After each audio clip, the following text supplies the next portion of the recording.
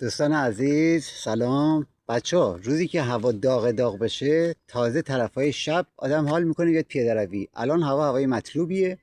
گفتم یه جمله مطلوبم بهتون بگم. شما چیزی میبینین که خیلی باحاله، حالا خونه، گل، ماشین یا هر چی، به جای اینکه مثلا بگین das ist schön یا das sieht gut aus، چی میگین؟ das ist herrlich. herrlich دیگه تهشه، یعنی فوق‌العاده است.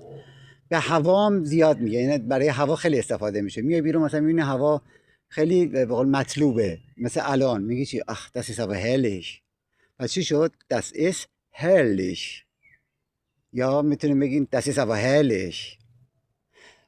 امیدوارم که براتون جالب بوده باشه. در کنار این جمله میخواستم یه موضوعی هم باهاتون در میون بذارم که این موضوع هنوزی که هنوز داره من اذیت میکنه.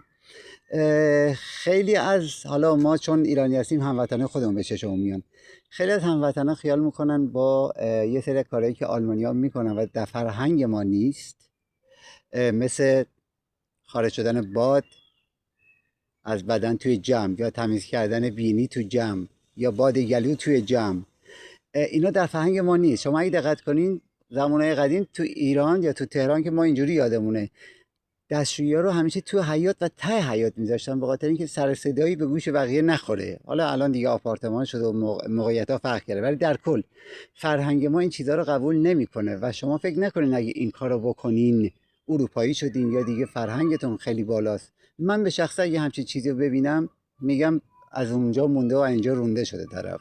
یعنی اصلا برای من اون شخص عذر میخوام شخصیتی نداره. حداقل اگه این کارو میکنه جلوی ما ایرانی این کارو نکنه، جلوی خارجی این کارو بکنه. گفتم که شما هم به قول معروف اگه کسی دیدین بهش تذکر بدین، دوستانه بهش بگین که حداقل ما ایرانی ها این کارو نکنیم. چیزای خوب آلمانی ها رو یاد بگیرین. البته موضوع ما رو گذشته است، الان دیگه آلمان اونجوری که باید شاید مسابق نی، ولی در کل بازم کار کردنشون هنوز به قول معروف یه ارقی دارن که کارشون درست انجام بدن و پوندلیک بودنشون، سر موقع بودن، این چیزا رو یاد بگیرین. حالا نمیخواد فین کردن و یا بادیگلو رو یاد بگیرین. در هر صورت گفتم اینم به شما بگم.